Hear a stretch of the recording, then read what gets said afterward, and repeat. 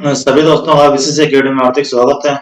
बच्चों, अभी तक हम मगध का जो उत्कर्ष पढ़ रहे थे उसमें हमने सबसे पहले पढ़ा आर्यक वंश, शिशुनाग वंश और उसके बाद में नंद वंश पढ़ा। उसके बाद में नंद वंश का अंतिम राजा घनानंद। घनानंद के बाद में हमने कुछ विदेशी आक्रमण पढ़े थे। विदेशी आक्रमण के बाद में हमने मौर्य वंश स्टार्ट किया था। मौर्य वंश के अंदर हमने मौर्य वंश की उत्पत्ति के कुछ साहित्यिक स्रोत पढ़े थे एवं कुछ अपने अभिलेख या फिर कहें तो गुहा अभिलेख, इसके बारे में हमने अध्ययन किया था। आज हम उससे आगे पढ़ेंगे। उससे पहले हम थोड़ा सा पिछला रिवीजन कर लेते हैं, कहीं भूल जाओ। रिवीजन करना बहुत जरूरी है। तो आइए दोस्तों, आज देखते हैं। हमने फर्स्ट में पढ़ा था जो सबसे पहले आर्यक वंश आया था। आर्यक वंश के अंदर जो इनका जो कहें तो मूल पुरुष था वह था बृहद्रथ। कौन था? बृहद्रथ। बृहद्रथ का बेटा हुआ था एक जरासंध, जिसको कृष्ण के आदेश पर भीम ने मार दिया था। लेकिन जो वास्तविक इसकी स्टार्टिंग होती है आर्यक वंश की, ये होती है बिंबिसार से। कहां से? बिंबिसार से। बिंबिसार से इसकी स्टार्टिंग होती है। बिंबिसार ने अपने राज्य विस्तार के लिए 3 शादियां की थी। ये सारा कुछ हम पढ़ चुके हैं, ये सिर्फ एक रिवाइज करने के उद्देश्य मैं आपको बता रहा हूँ। बिंबिसार के बाद में हुआ अजातशत्रु। अजातशत्रु की पत्नी का नाम था वाजिरा और अजातशत्रु के टाइम पर प्रथम बौद्ध संगीति 487 ईसा पूर्व में हुई थी। ये इंपॉर्टेंट क्वेश्चन है, जो इंपॉर्टेंट ज्यादा इंपॉर्टेंट है वो मैंने इसमें लिख दिया है। प्रथम बौद्ध संगीति कब हुई थी? तो प्रथम बौद्ध संगीति 487 ईसा पूर्व में अजातशत्रु के टाइम पर हुई थी। अजातशत्रु के बाद में हुआ था उदयन। जो उदयन था ये अपनी राजधानी को कहां पर ले गया? पाटलिपुत्र में। उदयन ने अपनी राजधानी पाटलिपुत्र में स्थानांतरित कर दी। बिंबिसार, अजातशत्रु, उदयन। उदयन के बाद में हुआ ये था नाग दशक। आर्यक वंश का अंतिम शासक नाग दशक। ये हमने देखा आर्यक वंश। आर्यक वंश के बाद में आया शिशुनाग वंश। कौन? शिशुनाग वंश। ये जो नाग दशक था इसकी हत्या किसने की? शिशुनाग ने। शिशुनाग ने इस नाग दशक की हत्या करके मगध पर शिशुनाग वंश की स्थापना की। शिशुनाग ने अपनी जो राजधानी थी वह गिरिब्रिज से वैशाली में स्थानांतरित कर दी थी। शिशुनाग के बाद में जो शिशुनाग वंश है, इसका अगला शासक हुआ कालाशोक। कौन? कालाशोक। कालाशोक ने अपनी राजधानी पुणे वैशाली से पाटलिपुत्र में स्थानांतरित कर दी। पुणे किसने स्थानांतरित की? पाटलिपुत्र में कालाशोक ने। ठीक है। कालाशोक के टाइम पर सेकंड बौद्ध संगीति हुई थी। प्रथम बौद्ध संगीति हुई थी, जो प्रथम बौद्ध संगीति थी ये तो हुई थी अजातशत्रु के टाइम पर 483 ईसा पूर्व में, और जो द्वितीय बौद्ध संगीति हुई थी यह हुई थी 383, यानी कि ठीक 100 वर्ष बाद। ये देखिए, ये हुई थी 483 ईसा पूर्व में और ये हुई थी 383 ईसा पूर्व में। इसमें क्या हुआ? ये जो बौद्ध संगीत है इसमें जो बौद्ध धर्म था ये दो भागों में बट गया था। एक तो था स्थविर और एक महासांगिक। उसी अनुसार जो प्रथम बौद्ध संगीत थी उसमें भी ये बौद्ध धर्म 2 पिटकों में बट गया था, सुत्त पिटक एवं विनय पिटक। दोनों में 2 भागों में बटा था। पहले जो इनकी मीटिंग हुई थी, पहली बौद्ध संगीति हुई थी 483 ईसा पूर्व में अजातशत्रु के टाइम पर, उसमें सुत्त पिटक एवं विनय पिटक में बट गया। ये 2 उनकी शिक्षाएं थी, सुत्त पिटक एवं विनय पिटक। उसके बाद में 383 ईसा पूर्व में बौद्ध जो धर्म था वह 2 भागों में बट गया, स्थविर यानी कि स्थायी नियमों का पालन करने वाले और महासांगिक यानी कि कुछ समावेश करके उस नियम को पालन करने वाले, वो महासांगिक कहलाए। उसके बाद में शिशुनाग, कालाशोक। इसके बाद में जो शासक हुआ वह था महानंदन। कौन? महानंदन या नंदीवर्धन। इसके 9 शासक हुए थे। कितने? 9 शासक। इसमें जो अंतिम शासक था घनानंद।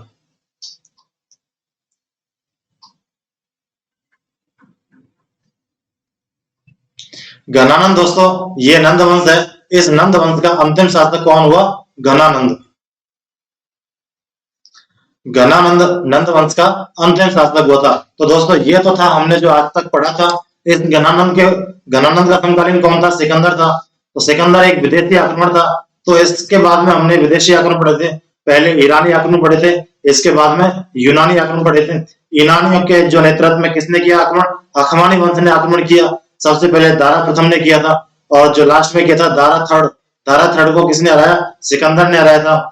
ईरानियों में अखमानी वंश में दारा प्रथम था सबसे पहले आक्रमण करने वाला। फिर यूनानियों में सबसे पहले आक्रमण करने वाला था सिकंदर। सिकंदर ने भारत के ऊपर आक्रमण किया था। आज हमने यह पढ़ा, कल रिवीजन करेंगे। कल मैं आपको विदेशियों के बारे में थोड़ा रिवीजन करवा दूंगा। तो आज का हमारा जो टॉपिक है मौर्य वंश, उसको हम स्टार्ट करते हैं।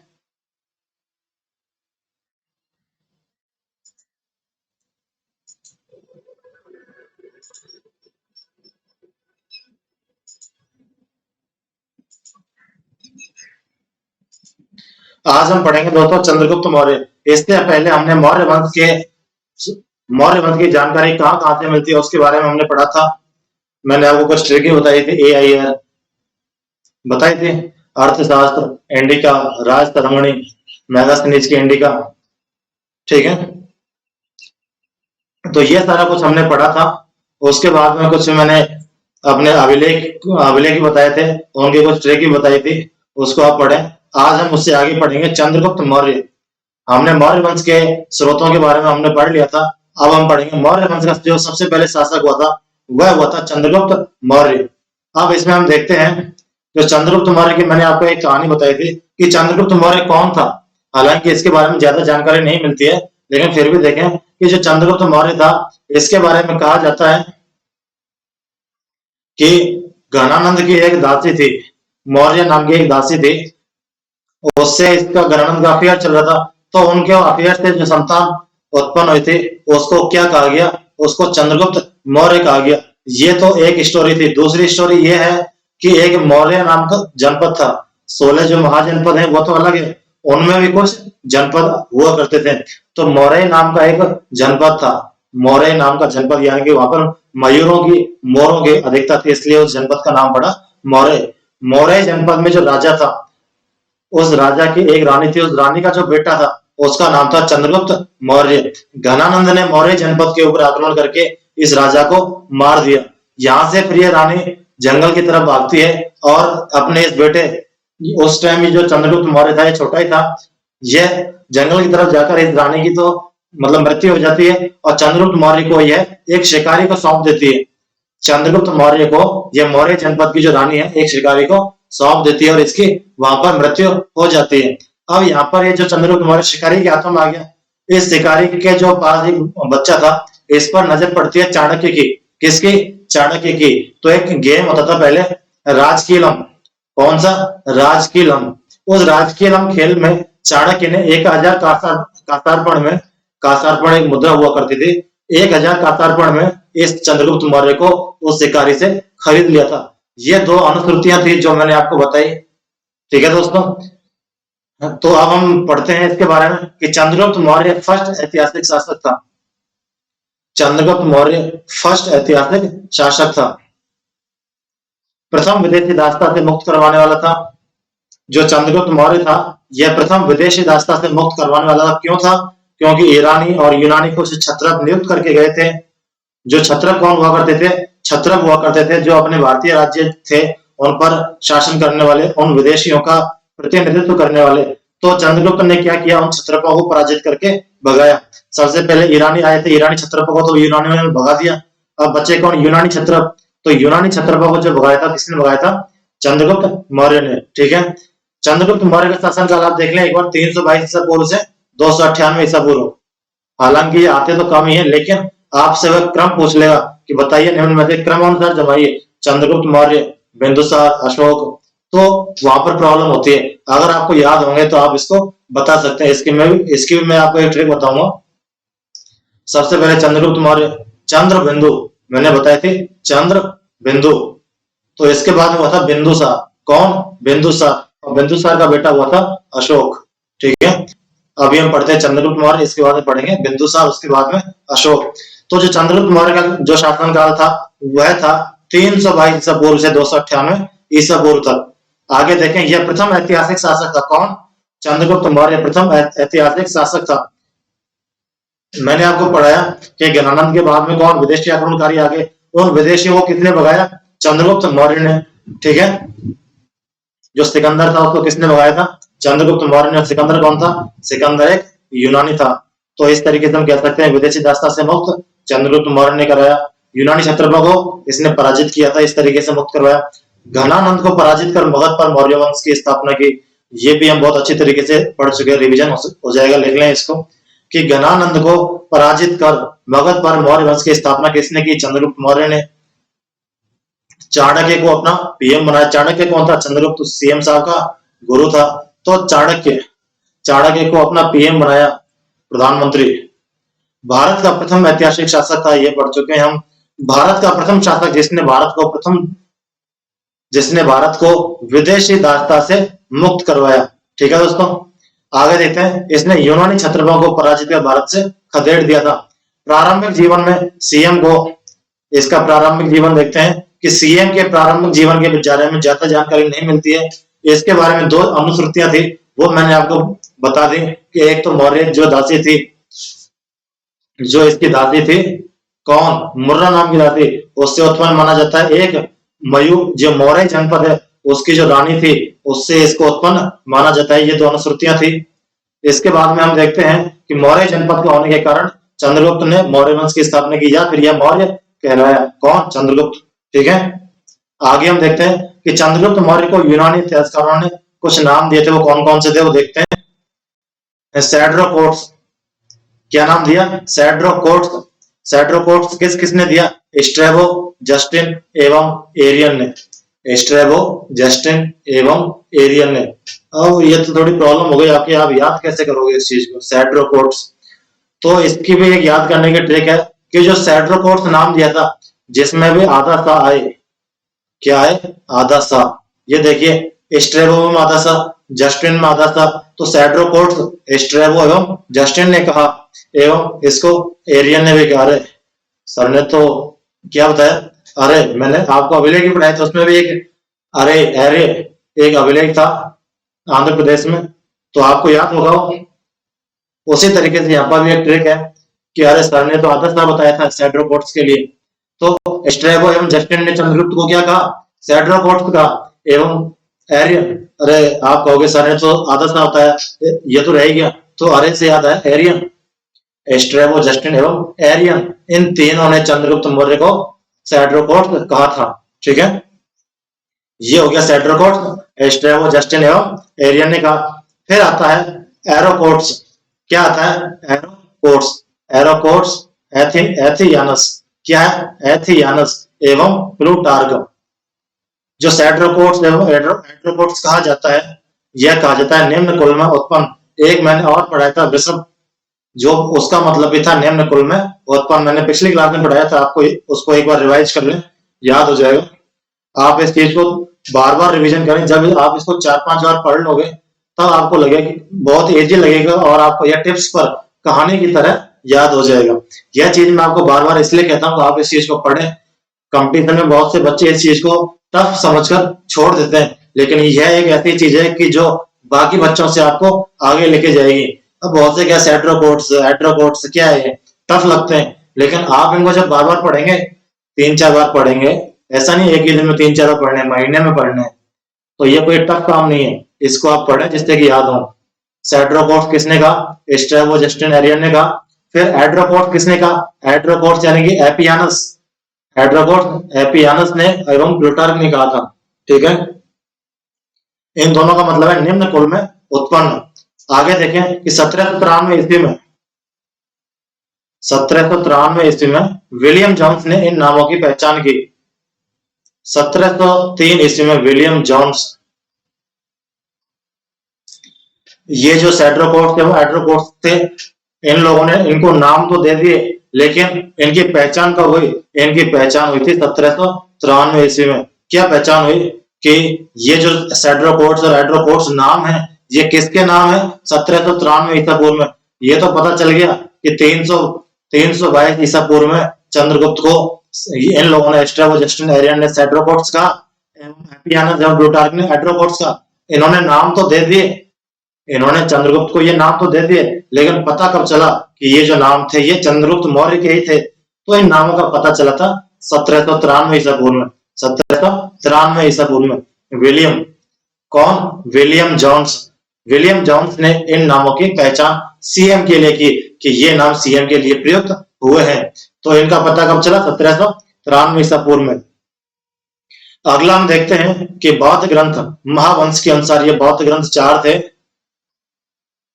आप कमेंट करके मुझे बताइए अगर आपको याद है तो। 4 ग्रंथ कौन कौन से हैं? AIRM। फिर बौद्ध एवं बुद्ध ग्रंथ 4 थे, 2 जैन ग्रंथ थे। कमेंट करके बताएंगे आप मुझे लास्ट के कौन कौन से थे। बौद्ध और बुद्ध ग्रंथ 4 एवं 2 जैन ग्रंथ। AIRM तो आपको याद हो गया, ठीक है। महावंश के अनुसार कौटिल्य ने सीएम को सकल जम्बू द्वीप का स्वामी बना दिया।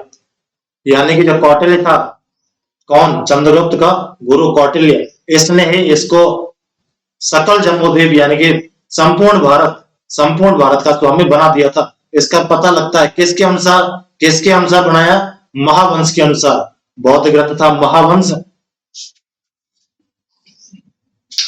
एक अपने गौतम बुद्ध थे, वो कौन थे? महान थे ना, तो बुद्ध ग्रंथ महावंश। महावंश के अनुसार कौटिल्य ने सीएम को सकल जम्बूद्वीप का स्वामी बना दिया था। क्वेश्चन आ जाए, ये क्वेश्चन देखिए दोस्तों कई बार आया हुआ है, इंपॉर्टेंट क्वेश्चन है। ये इंपॉर्टेंट क्वेश्चन इस तरीके से होते हैं कि निम्न में से बताइए, जैसे 3 ऑप्शन आ जाते हैं कि सैड्रोकोट्स किसने नाम दिया, किसने नहीं दिया। 3 ऑप्शन तो आ जाते हैं, स्ट्रैबो, जस्टिनो, एरियन। एक नाम आ जाता है प्लूटार्क, तो आप आंसर लगाएंगे प्लूटार्क, ठीक है। तो इस तरीके से मैं जो बता रहा हूं आपको ये याद होने चाहिए टिप्स पर। आप इसको एक बार फिर पढ़ें, इसको दोबारा थोड़ा सा याद करें। जब तीसरी चौथी बार पढ़ेंगे तो आपको याद करने की जरूरत नहीं पड़ेगी, अपने आप याद होंगे, ठीक है। इसके ट्रिक भी बता दी। आधा सा सैड्रोकोट्स एवं अरे आधा सा ये तो रह गया, तो एरियन भी आ जाएगा, ठीक है। आगे देखें, विसेंट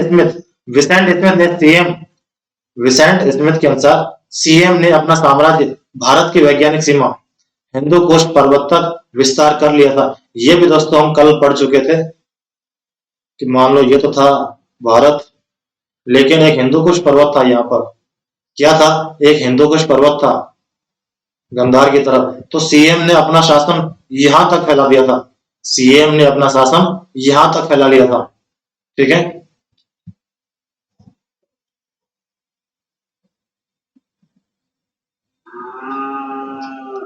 ये देखें, सीएम ने अपना साम्राज्य भारत की वैज्ञानिक जो सीमा थी यह हिंदू कुश पर्वत तक विस्तार कर लिया था। और यह कैसे विस्तार किया, इसको भी मैं आपको आगे पढ़ाऊंगा। चंद्रगुप्त मौर्य की शादी हुई थी एक हेलेना से। वो हेलेना कहाँ की थी? गंधार, वो यहीं की थी, ठीक है। इसको मैं आपको आगे पढ़ाऊंगा, बस देखें अभी। विसेंट स्मिथ के अनुसार चंद्रगुप्त मौर्य ने अपनी वैज्ञानिक सीमा कहां तक फैला ली थी? हिंदू कुश पर्वत तक। इस सीमा को 16वीं शताब्दी तक मुगल व इस सीमा को कौन से हिंदू कुश पर्वत तक? इस सीमा को 16वीं शताब्दी तक, इस सीमा को 16वीं शताब्दी तक मुगल, 16वीं शताब्दी तक मुगल एवं 18वीं 19वीं सदी तक अंग्रेज भी प्राप्त नहीं कर सके थे। अंग्रेज भी भारत में ही लगे रहे थे आक्रमण करने, लेकिन हिंदू कुश पर्वत तक नहीं पहुंचे थे। लेकिन चंद्रगुप्त मौर्य यहां तक पहुंच गया था। इसने अपनी सीमा विसेंट स्मिथ के अनुसार एक वैज्ञानिक जो सीमा थी हिंदू कुश पर्वत तक निर्धारित कर ली थी, ठीक है। आगे हम देखते हैं, ये 16वीं शताब्दी तक तो मुगल नहीं पहुंच पाए थे एवं 18वीं 19वीं शताब्दी तक ये कौन थे? अंग्रेज भी वहां तक नहीं पहुंच पाए थे, वहां तक अपना साम्राज्य स्थापित नहीं कर पाए थे। ये हिंदू कुश पर्वत है, इधर काबुल और कंधार की तरफ ये हिंदू कुश पर्वत। ये तो होता है दोस्तों अपना भारत। चंद्रगुप्त मौर्य का हम शासन देखते हैं, ये पंजाब। चंद्रगुप्त मौर्य का शासन कहां पे था थोड़ा देखें। ये भारत के अनुसार पंजाब, ये मगध मैंने बताया था पूर्व की तरफ मगध, और ये गिरनार कहाँ है दोस्तों? गिरनार गुजरात में, और श्रवण बेलगोला यह कर्नाटक में है। तो भारत के अंदर तो यहाँ पर तो उसका शासन था ही। इसके साथ साथ हिंदू कुश पर्वत की तरफ काबुल कंधार में भी था। सीएम ने चंद्रगुप्त मौर्य ने 305 ईसा पूर्व में यूनानी शासक सेल्यूकस निकेटर को पराजित किया था। इसमें क्या हुआ था कि यूनानी शासक था सेल्यूकस निकेटर। इसने जब भारत की तरफ आक्रमण करने की सोची तो इस आक्रमण के बारे में जो चंद्रगुप्त का गुरु था चाणक्य कौटिल्य, उसको पता लग गया और वह तो अपनी सीमा का विस्तार करना चाहता ही था। तो उसने सोचा कि उसके आने से पहले हम ही उसकी तरफ बढ़ते हैं। चंद्रगुप्त चाणक्य इन्होंने क्या सोचा कि उसके आने से पहले हम ही उसकी तरफ बढ़ते हैं। तो ये लोग यहाँ पर आए उस पर्वत की तरफ, और यहाँ पर आकर इन्होंने सेल्यूकस निकेटर को निपटा दिया। एवं इस काबुल कंधार पर हिंदूकुश पर्वत तक अपनी सीमाओं का विस्तार किया। यूनान में एंटीगोनस, ये देखें इधर, गिरनार में चंद्रगुप्त मौर्य ने, गिरनार कहा था गुजरात में, इस गिरनार में सुदर्शन झील का निर्माण करवाया था। इसको हम और आगे अच्छी तरीके से पढ़ेंगे। यूनान में उत्तराधिकार की लड़ाई चल रही थी। ये देखें दोस्तों, जब यूनान में हमने सिकंदर का पढ़ा था, उसी टाइम पर यूनान में एक उत्तराधिकार की लड़ाई चल रही थी। उत्तराधिकार की लड़ाई किस किस के बीच में चल रही थी? एक तो था एंटीगोनस एवं एक था सेल्यूकस निकेटर। एक तो था एंटिकस, एक तो था दोस्तों एंटिकस एवं दूसरा था सेल्यूकस निकेटर। सिकंदर तो पहले आगे चला गया, लेकिन उसके बाद में सिकंदर की तो मृत्यु हो गई थी बेबीलोन में 323 ईसा पूर्व में। सिकंदर का जन्म 356 ईसा पूर्व में हुआ था। 356 इंच का सीना मैंने बताया। 20 साल बाद एक गद्दी पर बैठा। 326 ईसा पूर्व में भारत की तरफ बढ़ा। 325 ईसा पूर्व में वापस लौट गया। 323 ईसा पूर्व में इसकी मृत्यु हो गई। तो सिकंदर के बाद में यूनान में क्या हुआ? सिकंदर यूनान का था, तो उसके बाद में क्या हुआ यूनान में? एक एंटीगोनस एवं सेल्यूकस निकेटर, इन दोनों के बीच में उत्तराधिकार का युद्ध चला कि हम में से कौन यूनान का राजा बनेगा। तो इस उत्तराधिकार के युद्ध में सेल्यूकस निकेटर जीत गया। सेल्यूकस निकेटर कौन था? सिकंदर का सेनापति। सिकंदर की तो मृत्यु हो गई थी, तो सेल्यूकस निकेटर था सिकंदर का सेनापति। तो एंटीगोनस को इसने सिकंदर ने, सेल्यूकस ने हरा दिया था। तो अब ये सेल्यूकस चलता है कहां पर? भारत की तरफ। लेकिन इसका पता चल जाता है चाणक्य को, तो चाणक्य ने चंद्रगुप्त को लेकर पहले ही काबुल गंधार की तरफ अपना आक्रमण कर दिया और वहां पर इस सेल्यूकस निकेटर को हरा दिया। अब इसको हराने के बाद में इसको संधि करनी थी, तो ये लोग यूनान में तो आ ही गए थे, तो इन्होंने सोचा कि चलो काबुल कंधार में चल के ही संधि करेंगे, वहीं पर हम आपको अपनी संधि की शर्तों को मनवाएंगे। जीत तो हम गए, संधि तो माननी पड़ेगी। और श्रवणबेलगोला कर्नाटक में चंद्रगुप्त मौर्य ने अपना अंतिम समय बिताया था। इसको जब चंद्रगुप्त मौर्य को हम आगे और पढ़ेंगे तब मैं आपको बताऊंगा श्रवणबेलगोला में ये कौन सी पहाड़ी पर गए थे, वहां पर इन्होंने किसके साथ में अपना अंतिम जीवन गुजारा था, इन्होंने कैसे अपनी देह त्यागी थी, ये हम आगे पढ़ेंगे। अभी जो पढ़ाया है वो आप लिखें। चंद्रगुप्त मौर्य और सेल्यूकस निकेटर के मध्य युद्ध 305 ईसा पूर्व में, ये कहानी मैंने बताई। सेल्यूकस निकेटर सिकंदर का सेनापति था। तो सीएम ने सिकंदर को तो पहले ही भगा दिया था। व्यास नदी पार करने की एक मैंने आपको बताई थी, अफवाह फैलाई थी इन्होंने कि जो भी व्यास नदी को पार करेगा वह मर जाएगा। तो 325 ईसा पूर्व में तो सिकंदर वापस लौट गया था, लेकिन सिकंदर का सेनापति हुआ कौन? Seleucus Nicator. अब सेल्यूकस निकेटर आ रहा था भारत की तरफ, तो सीएम ने घर में घुसकर इसको सलटा दिया, यानी कि यूनान में ही गंधार, काबुल गंधार की तरफ इसको हरा दिया। अब यह लोग इसके घर में आ गए। ये देखें, अब थोड़ी सी मैं आपको कहानी सुनाता हूं जिससे कि आपको ये याद हो जाए। ये देखें, चंद्रगुप्त मौर्य आ जाता है अब यूनान में। यूनान में कहां पर? ये एक महल होता है जिसमें चंद्रगुप्त मौर्य को ठहराया गया है। यूनान में एक महल है सेल्यूकस निकेटर का, जिसमें चंद्रगुप्त मौर्य को ठहराया गया है। और एक महल इस साइड में है, एक महल इस साइड में है। इधर कौन है? ये हरा हुआ सेनापति, हरा हुआ राजा कौन? Seleucus Nicator. और बीच में है एक बढ़िया सा गार्डन। बीच में क्या है? एक बढ़िया सा गार्डन। तो ये तो हारा हुआ था, तो इसको कहां नींद आने वाली थी रात में। और इधर थे चंद्रगुप्त मौर्य जो मस्त एकदम रात्रि में सोया हुआ था। जब सुबह ये घूमने जाता है इसी महल में, इस सेल्यूकस निकेटर की एक बेटी थी, कौन? हेलेना। जब सुबह का टाइम होता है तो यह चंद्रगुप्त मौर्य इधर से घूमने के लिए आता है एवं इधर से ये हेलेना घूमती हुई आती है। इधर से एक ये है, एक इधर से। तो ये तो चला सीएम, और इधर से आई हेलेना, इधर से आई हेलेना। तो लव एट फर्स्ट साइट वो वाली प्रॉब्लम हो गई। तो चंद्रगुप्त मौर्य ने सोचा कि जो संधि की शर्तें हैं वह तो मनवाएंगे बाद में, ये शर्त मनवाते हैं पहले। तो इन्होंने तुरंत अपने महल में, जहां पर ये ठहरा हुआ था, जहां पर चंद्रगुप्त मौर्य ठहरा हुआ था, वहां पर तुरंत ये जो सेल्यूकस निकेटर है, कौन? Seleucus Nicator.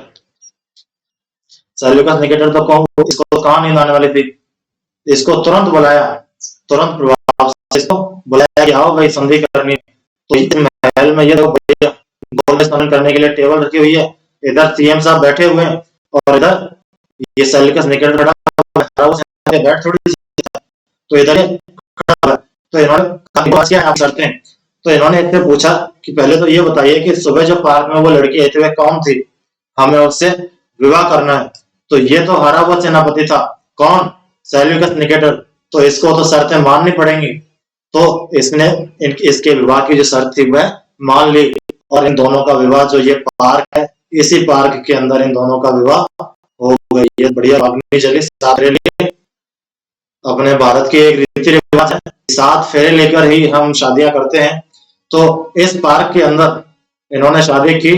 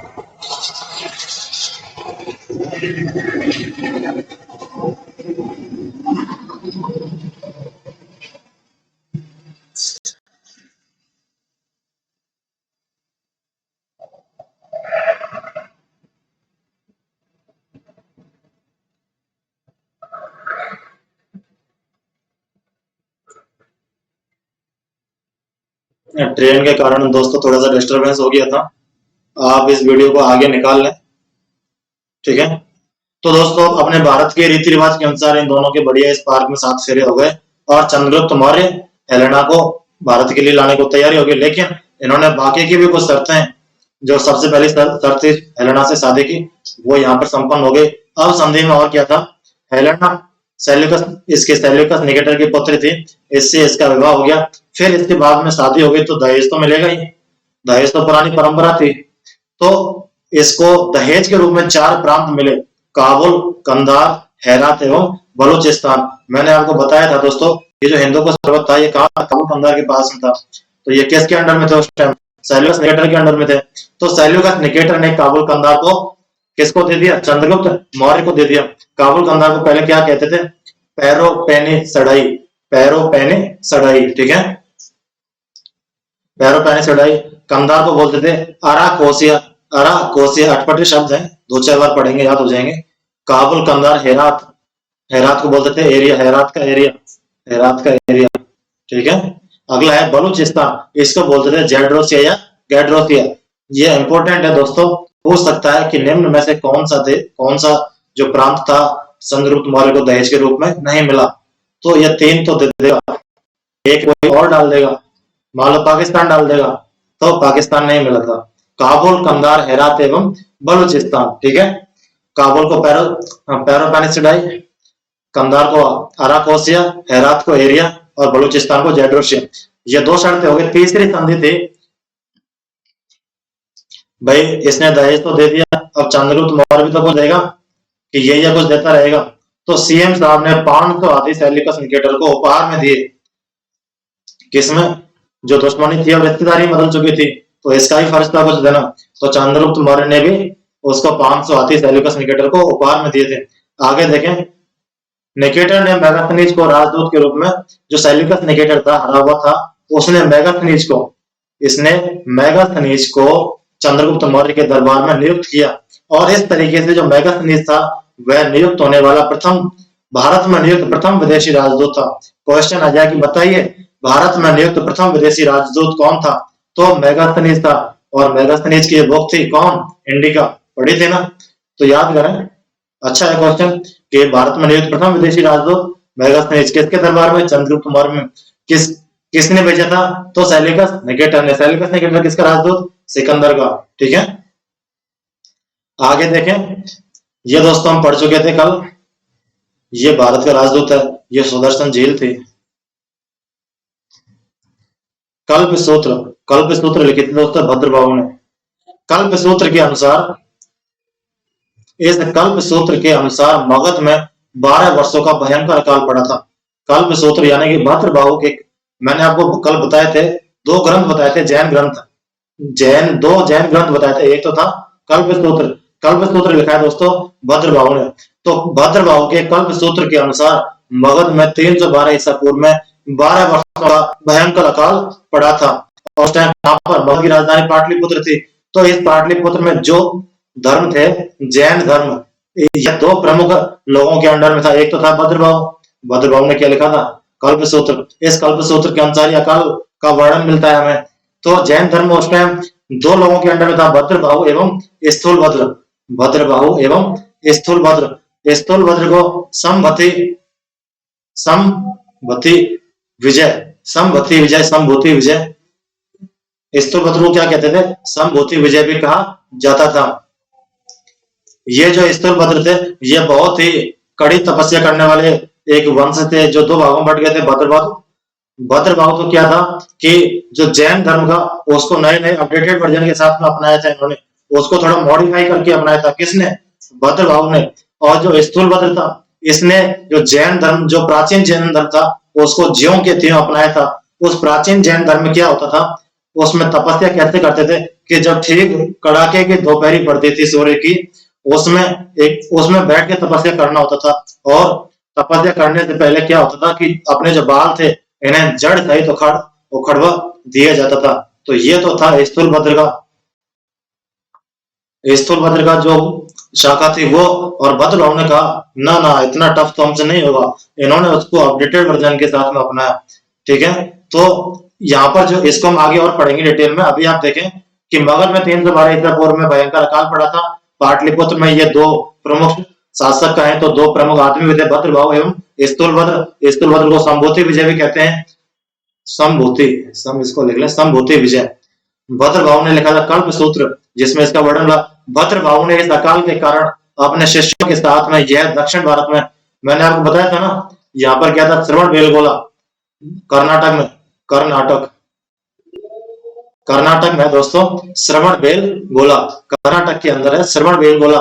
तो भद्रबाहु यहाँ से पाटलिपुत्र से कहाँ आ गया था? यहाँ कर्नाटक में श्रवणबेलगोला में आ गया था। कब? 312 ईसा पूर्व में, जब भयंकर अकाल पड़ा। लेकिन 300 ईसा पूर्व में यह वापस लौट गया। 300 ईसा पूर्व में कब लौट गया? 300 ईसा पूर्व में पाटलिपुत्र में वापस लौट गया। और 300 ईसा पूर्व में ही प्रथम जैन संगीति हुई थी। मैंने आपको कल बताया था, अभी रिवीजन में ही बताया था, 483 ईसा पूर्व में बौद्ध संगीति हुई थी अजातशत्रु के टाइम पर।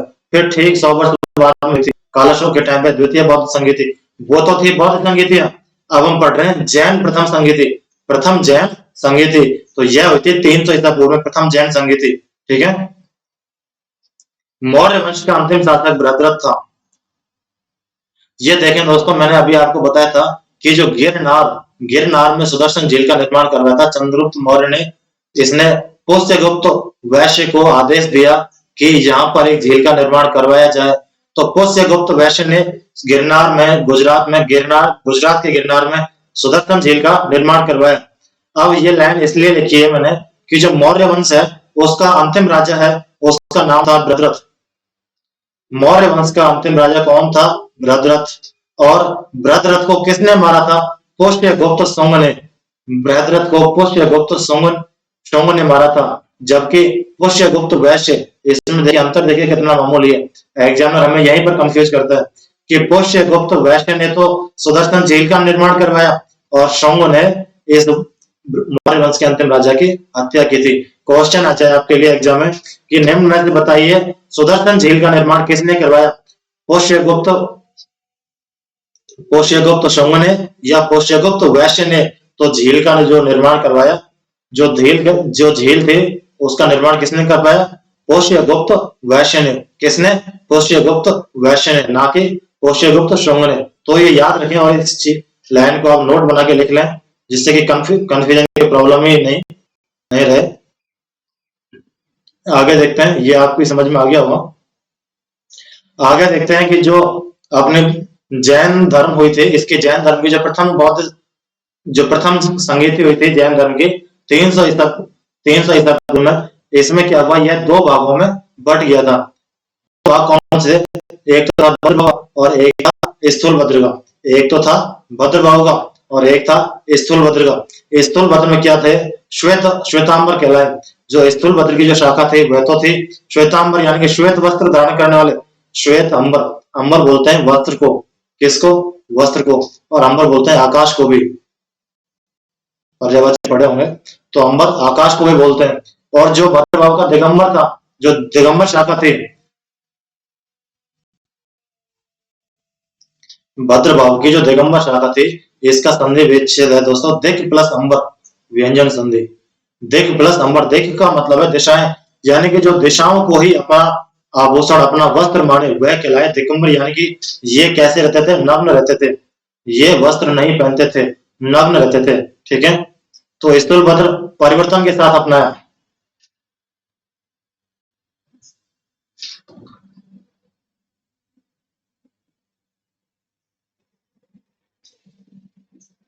इसमें थोड़ा यहाँ करेक्शन कर लें।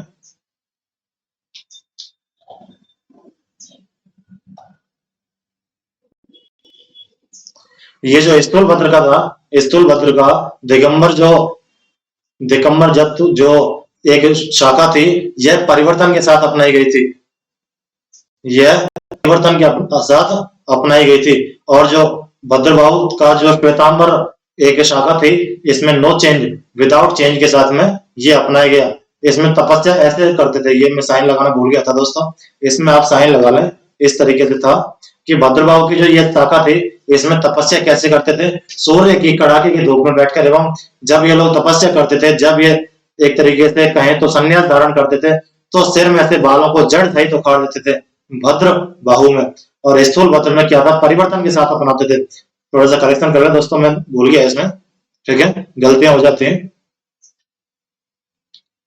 तो श्वेतांबर तो कहलाए श्वेत प्लस अंबर, श्वेत वस्त्र धारण करने वाले। इन्होंने श्वेतांबरों ने परिवर्तन के साथ अपनाया और भद्रभाव ने मूल रूप में अपनाया। आगे देखें, चंद्रगुप्त मौर्य ने अपने सौराष्ट्र के गवर्नर पुष्य गुप्त वैश्य के आदेश देकर सुदर्शन झील का निर्माण करवाया। ये इंपॉर्टेंट क्यों है, ये मैं आपको बता चुका हूं। अगर एक तो था पुष्य गुप्त वैश्य और एक था पुष्य गुप्त शुंग। शुंग ने तो क्या किया, मौर्य वंश का जो अंतिम शासक था बृहद्रथ, उसकी हत्या कर दी शुंग ने। और वैश्य ने एक दर्शनीय झील बनाई, क्या नाम था उसका, सुदर्शन झील। वैश्य दर्श्य, पुष्य गुप्त वैश्य ने एक दर्शनीय झील बनाई जिसका नाम था सुदर्शन झील। कहां बनाई, सौराष्ट्र में, गिरनार, सौराष्ट्र का गवर्नर था, इसने गिरनार में यह झील बनाई थी। और क्यों बनाई थी, यह सिंचाई के लिए बनाई थी। अकाल पड़ा था ना उस टाइम, तो सिंचाई हेतु चंद्रगुप्त मौर्य के आदेश पर सौराष्ट्र के गवर्नर पुष्य गुप्त वैश्य ने एक झील बनाई थी सिंचाई हेतु। आगे देखें, प्रथम जैन संगीत, ये भी मैं बता चुका हूं। जब भद्रभाव वापस लौटा तो उस टाइम एक 300 ईसा पूर्व में जैन संगीत हुई थी। बौद्ध तो हम पढ़ चुके हैं 483 और 383। अब जो जैन संगीति है यह चलती है 300 ईसा पूर्व में, ठीक है। चंद्रगुप्त मौर्य के शासन काल में हुई थी जैन संगीति, ठीक है। और उसके बारे में बता चुका हूं, ये तो हुई थी अजातशत्रु के टाइम पर, ये हुई थी कलाशों के टाइम पर। जो जैन संगीति हुई थी यह हुई थी चंद्रगुप्त मौर्य के शासनकाल में। और जो प्रथम जैन संगीति हुई थी यह हुई थी पाटलिपुत्र में। प्रथम जैन संगीति कहां पर हुई थी, पाटलिपुत्र में, मगध की राजधानी पाटलिपुत्र में। 312 ईसा पूर्व में मगध में भयंकर अकाल पड़ा। जैन मुनि भद्रभाव अपने शिष्यों के साथ, ये देखें इसको मैं बता चुका हूँ, 312 ईसा पूर्व में मगध में भयंकर अकाल पड़ा 12 वर्षों का। और जैन मुनि भद्रभाव अपने शिष्यों के साथ में दक्षिण भारत में श्रवणबेलगोला कर्नाटक में चले गए थे। 12 वर्ष के अकाल के समाप्त होने के बाद पुनः मगध में लौटे थे कौन, जैन मुनि भद्रभाव। अन्य जैन मुनि कौन था, स्थूलभद्र। कौन था, अन्य जैन मुनि था स्थूलभद्र, जिसको हम संभूति विजय भी कहते हैं। क्या कहते हैं, संभूति विजय। इसके साथ में मठी अनुशासन के प्रश्न पर इन दोनों में क्या हुआ, मतभेद हो गया। और प्रथम जैन संगीत में ही जैन धर्म 2 भागों में बट गया था। वो जैन 2 भाग कौन कौन से थे, एक तो था दिगंबर, भद्रभाव का तो था दिगंबर, और जो स्थूलभद्र था उसका था श्वेतांबर। श्वेतांबरों ने परिवर्तन के साथ में अपनाया और जो भद्रभाव था उसने उसको मूल रूप में ही अपनाया। जो मूल रूप था, जो दिगंबर था, जो दिशाओं को ही अपना एक वस्त्र मानते थे, यानी कि टफ होगा। आप इसको इस चीज से समझ सकते हैं कि जो दिशाओं को ही अपना वस्त्र माने, जो कपड़ा भी नहीं पहने तो वो जरूर टफ होगा। तो इन्होंने बिना परिवर्तन के साथ अपनाया, किसने? दिगंबरों ने। ये देखें, दिगंबर जैन धर्म दो भागों में बट गया था। दिगंबर भद्र भाव के शिष्य कहलाए दिगंबर, और श्वेतांबर संभूति विजय, संभूति विजय के शिष्य यानी कि स्थूलभद्र के शिष्य कहलाए श्वेतांबर। अब हम देखें, जैन धर्म की मूल शिक्षाओं में विश्वास रखने वाले दिगंबर कहलाए, एवं नग्न अवस्था में रहते थे, दिक प्लस अंबर दिशाओं को वस्त्र मानते थे। और जो श्वेतांबर थे दोस्तों, जैन धर्म को परिवर्तन के साथ अपनाया, श्वेत अंबर परिवर्तन के साथ अपनाया, और यह श्वेत वस्त्र धारण करते थे। आपने देखा होगा जो अपना ये बोर्ड है, ये श्वेत है, इस पर कोई सा भी रंग लग सकता है, यानी कि कुछ भी परिवर्तन हो सकता है। श्वेत यानी कि परिवर्तन हो सकता है, श्वेत अंबर परिवर्तन, समझ गए? श्वेत अंबर परिवर्तन के साथ अपनाया गया। आगे देखें, 298 ईसा पूर्व में चंद्रगुप्त मौर्य जैन मुनि भद्र भाव के साथ, 298 ईसा पूर्व में कब? ये देखें, 298 ईसा पूर्व में चंद्रगुप्त मौर्य जैन मुनि भद्र भाव के साथ, जैन मुनि भद्र भाव के साथ श्रवण बेलगोला चले गए थे। ये हम पढ़ी चुके हैं, भद्रभाव एवं स्थूलभद्र। भद्रभाव में कौन आए थे? दिगंबर आए थे। स्थूलभद्र में कौन आए थे? श्वेतांबर आए थे। तो जो दिसंबर शाखा के प्रवर्तक थे भद्रभाव, उसके साथ में जैन, वो जैन मुनि था। तो सीएम साहब चंद्रगुप्त मौर्य 298 ईसा पूर्व में ये जैन मुनि भद्रभाव के साथ में श्रवण बेलगोला कर्नाटक में चले गए थे। वहां उन्होंने एक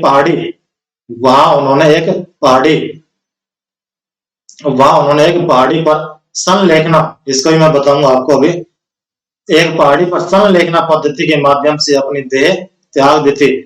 जिस पहाड़ी पर इन्होंने अपने प्राण त्यागे थे, उस पहाड़ी का नाम क्या हो गया बाद में? चंद्रगिरी, क्योंकि चंद्रगुप्त ने प्राण त्यागे थे, इसलिए उस पहाड़ी का नाम हो गया चंद्रगिरी। चंद्रगिरी पहाड़ी के नाम से इस पहाड़ी को जाना जाता है। अब ये देखिए, संलेखना किसे कहते हैं? संलेखना दोस्तों समझे विच्छेद है, सत प्लस लेखना, सत प्लस लेखना, संलेखना। सत बोलते हैं अच्छे कर्म को, अच्छे कर्म, यानी कि जब हम उपवास करते हैं तो उपवास करना एक अच्छा काम है। तो इस संलेखना यानी अच्छे कर्म के थ्रू प्राण त्यागना क्या कहलाता है? संलेखना। 2015-16 में क्या हुआ था? ये देखें, लिखा हुआ है 2015-16 में सुप्रीम कोर्ट ने इस पर रोक लगा दी थी, लेकिन ये जो जैन थे इन्होंने कहा कि संविधान के अनुसार सभी को अपने धर्म के अनुसार अपना धर्म की स्वतंत्रता का अधिकार है। तो इस अधिकार को देखते हुए सुप्रीम कोर्ट ने इसको वापस लिया और उन्होंने संलेखना करने की आजादी दी, यानी कि एक उपवास करके अपने देह त्यागने की उन्हें स्वतंत्रता दी। ठीक है, आगे देखते हैं। चंद्रगुप्त की मृत्यु के बाद में बिंदुसार, चंद्रगुप्त की दो रानियां थी, एक तो थी दुर्धरा और एक थी हेलेना। हेलेना कौन थे? इसकी सेल्यूकस निकेटर की पुत्री थी। ठीक है, तो चंद्रगुप्त की मृत्यु के बाद में बिंदुसार इसका एक शासक बना। किसका? मगध का शासक बना। और ये बिंदुसार किसका बेटा था? दुर्धरा का पुत्र था। हेलेना तो रह गए देखते हुए, हेलेना का बेटा नहीं बना। ये देखिए, हेलेना का पुत्र का क्या नाम था इसका? Justin Bieber, pop singer Justin. तो हेलेना का पुत्र का नाम था जस्टिन, और जो दुर्धरा थी उसका बेटा था बिंदुसार, उसको शासक बना दिया। मैंने आपको एक ट्रिक बताई थी, चंद्र बिंदु, चंद्र के बाद में क्या आएगा? बिंदु आएगा। तो चंद्रगुप्त का कहें तो एक फॉलोअर, एक कौन उत्तराधिकारी कौन होगा? बिंदुसार। तो चंद्रगुप्त के बाद में आया था बिंदुसार। अब ये देखें, थोड़ी सी कहानी के रूप में आप समझें इसको। हालांकि कहानी सुनाने का मुझे शौक नहीं है, समझ लो, लेकिन जहां जरूरत पड़ती है वहां सुनाए तो कोई प्रॉब्लम नहीं, सुने आप भी। ये चंद्रगुप्त है। कौन? चंद्रगुप्त है।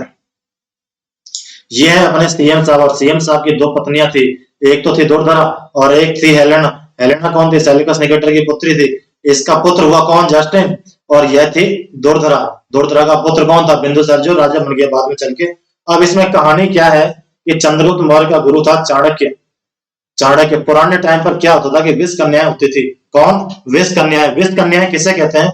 विष कन्याएं उसे कहते हैं कि प्राचीन काल में जो कन्याएं होती थी उनको धीरे धीरे जहर देते थे खाने में, धीरे धीरे हल्का हल्का खाने में जहर देते थे, और बड़े होते होते उस जहर की मात्रा को बढ़ाते थे। फिर कालांतर में यानी कि बाद में बढ़ते बढ़ते उनको जहरीले सांपों से कटवाया जाता था। किसको? उन कन्याओं को।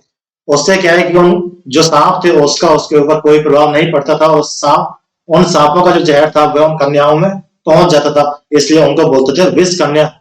और जो चाणक्य इसका गुरु था, यह पूरी तरीके से चंद्रगुप्त की देख रेख करता था, तो इसने यह क्या करता था, चंद्रगुप्त को जहर दिया करता था। क्यों दिया करता था?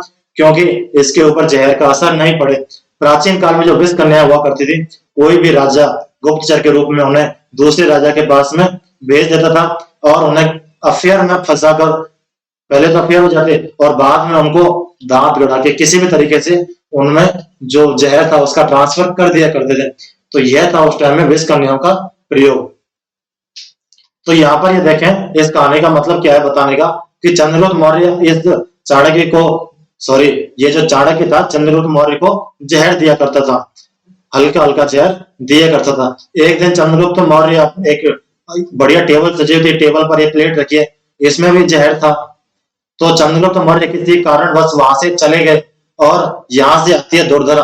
कौन आती है? दुर्धरा दौड़ी दौड़ी आती है और जो खाना था, इस खाने को दुर्धरा खा लेती है, इस खाने को दुर्धरा खा लेती है। चाणक्य को पता नहीं था, चंद्रगुप्त मौर्य वहां से चला गया था, तो इस खाने को कौन खा लेती है? दुर्धरा खा लेती है और यहाँ पर दुर्धरा की मृत्यु हो जाती है। सीएम साहब यहाँ पर वापस आते हैं भागे भागे, और इन्होंने इस दुर्धरा, उस टाइम दुर्धरा के पेट में क्या था? बच्चा था। तो इन्होंने अपने तलवार से काट के इनके पेट से, मतलब सिजेरियन करके एक बच्चा निकाला था, उनके पेट को काट के जो बच्चा हुआ था उसको निकाला था, और ये जो बच्चा हुआ उसी को कहा गया बिंदुसार। इस बिंदुसार को, बिंदुसार कहां से हुआ? दुर्धरा से उत्पन्न हुआ था, इसलिए यह प्रथम सिजेरियन शासक था। प्रथम सिजेरियन से उत्पन्न शासक, सिजेरियन बोलते हैं ऑपरेशन से उत्पन्न। तो चंद्रगुप्त ने ऑपरेशन किया था ना दुर्धरा का, तो जो बिंबिसार था ये ऑपरेशन से उत्पन्न, यानी कि सिजेरियन से उत्पन्न प्रथम शासक था। क्वेश्चन आ सकता है, इंपॉर्टेंट है, इसलिए याद कर लें कि प्रथम सिजेरियन से उत्पन्न शासक कौन था? तो उत्पन्न था चंद्रगुप्त दुर्धरा का पुत्र बिंदुसार, ठीक है। और यहाँ पर ये जस्टिन शासक नहीं बना था।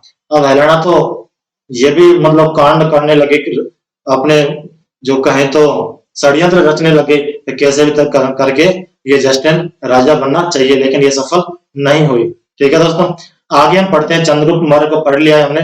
मैंने आपको बताया चंद्रगुप्त मौर्य के बाद में कौन हुआ? चंद्र बिंदुसार। एक हुआ था बिंबसार।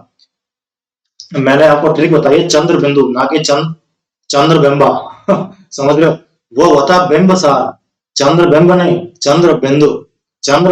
चंद्रगुप्त के बाद में बिंदुसार, और बिंबसार हर्यक वंश का एक प्रथम वास्तविक शासक हुआ था। ठीक है, तो हम पढ़ेंगे बिंदुसार। बिंदुसार का जो शासन था वह था 298 से 273। ये 298 से क्यों है? क्योंकि 298 ईसा पूर्व में ये सीएम साहब भद्रभाव के साथ में कर्नाटक श्रवणबेलगोला में चले गए थे। ये देखिए 298 ईसा पूर्व में चंद्रगुप्त मौर्य भद्रभाव के साथ श्रवणबेलगोला चले गए थे। अब चंद्रगुप्त जो मौर्य थे ये शासन कब बैठे थे अपने गद्दे पर? इनका कार्यकाल कब से कब माना जाता है? तो ये देखें एक बार, 322 ईसा पूर्व से चंद्रगुप्त मौर्य का शासन 398 ईसा पूर्व तक माना जाता है। 322 से 298 ईसा तक।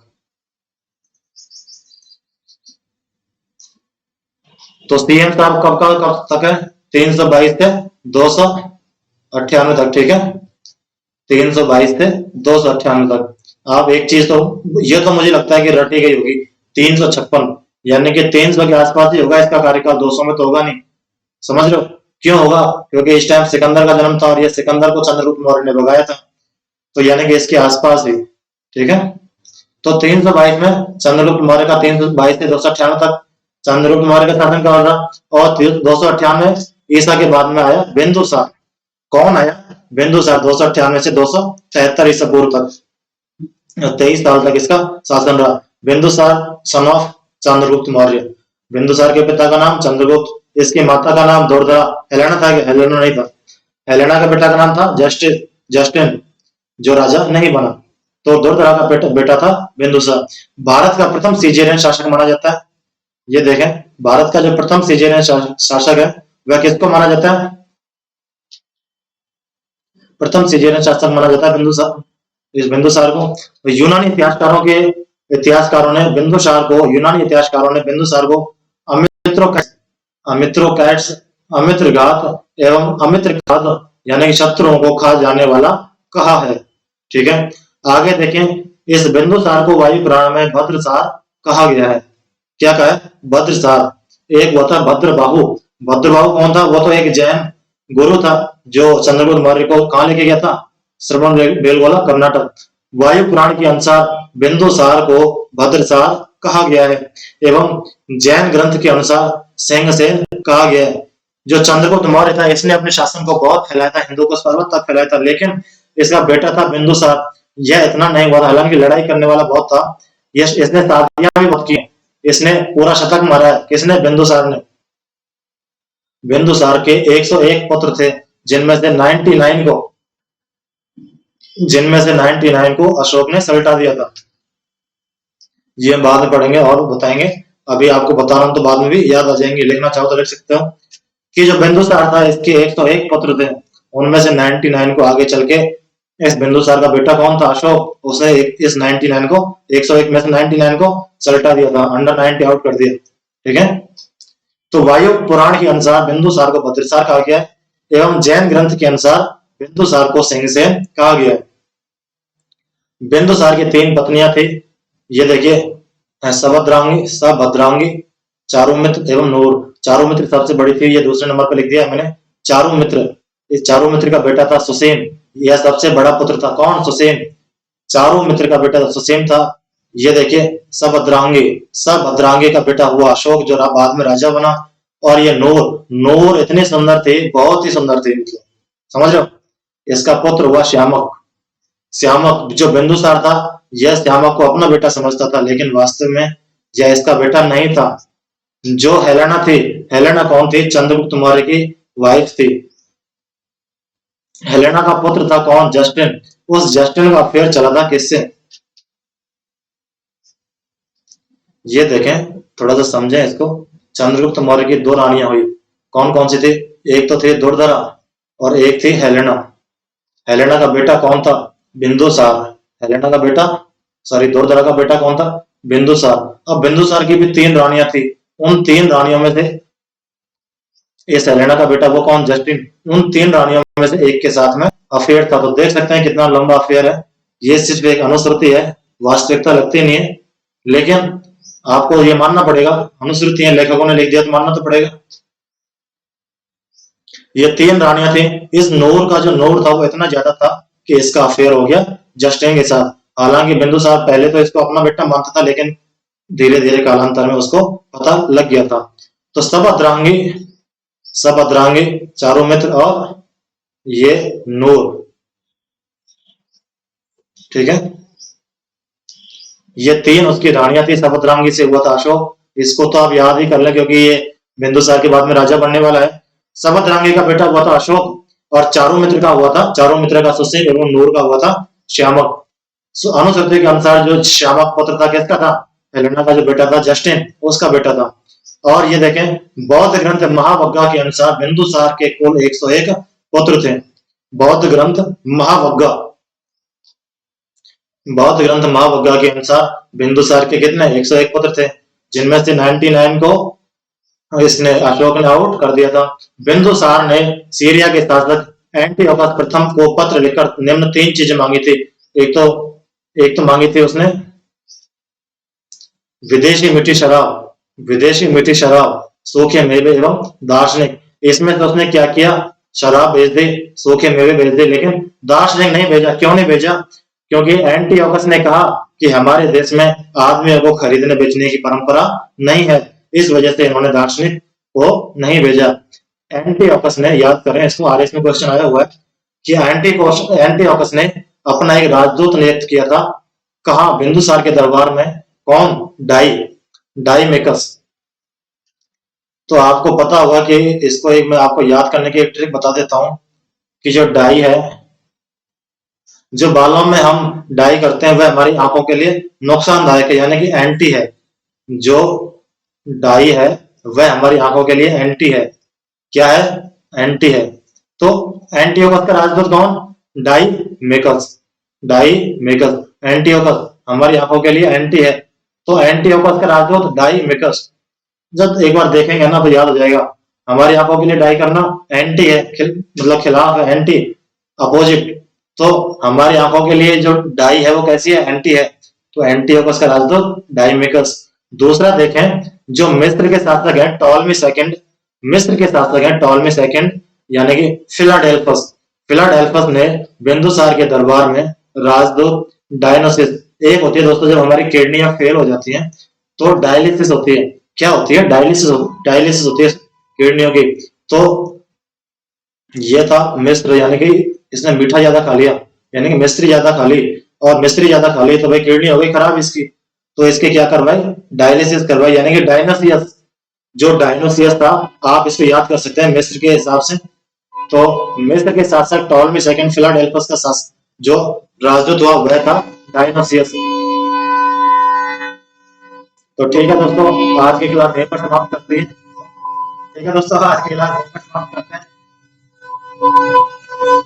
बाकी किसी भी दोस्त का कोई भी सुझाव हो कमेंट करके दे सकते हैं। धन्यवाद दोस्तों।